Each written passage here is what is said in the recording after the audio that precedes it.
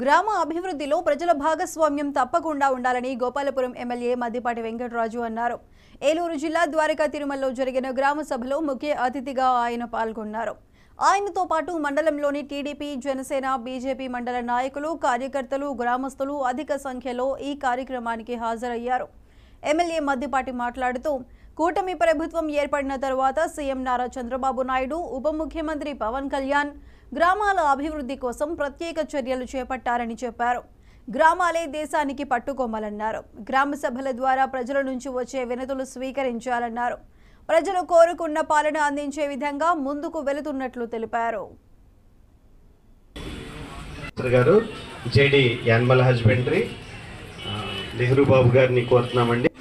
ప్రజలు ఎలాంటి అభివృద్ధి కోరుకుంటున్నారు, ఎలాంటి సంక్షేమాన్ని కోరుకుంటున్నారు అనేది వాళ్ళని భాగస్వాములు చేసి అభివృద్ధిలోని సంక్షేమంలోనూ వాళ్ళ ద్వారా వాళ్ళు కోరుకునే అభివృద్ధిని సంక్షేమం ఇవ్వాలనేది ప్రభుత్వం లక్ష్యం. ఈ దిశగా ముందుకు వెళ్తూనే గ్రామాలు వాళ్ళు ఒక గొప్ప మార్పుని, ప్రజలు కోరుకున్న మార్పును తీసుకురావాలన్నది ఈ యొక్క గ్రామ సభల యొక్క ముఖ్య ఉద్దేశం. ప్రజలు కూడా స్వచ్ఛందంగా పాల్గొంటున్నారు. వాళ్ళ యొక్క అభిప్రాయాలు, ఆలోచనల్ని ఈ వేదిక సాక్షిగా వాళ్ళు తెలియపరుస్తున్నారు. వీటన్నిటి మీద ప్రభుత్వ యంత్రాంగం కావచ్చు, పాలన యంత్రాంగం కావచ్చు, ఒక చర్చ జరిపి ఒక నిర్మాణాత్మకమైన ప్రక్రియ ద్వారా గ్రామాల యొక్క బలోపేతానికి ముందుకెళ్లాల్సిన ఆవశ్యకత ఉంది.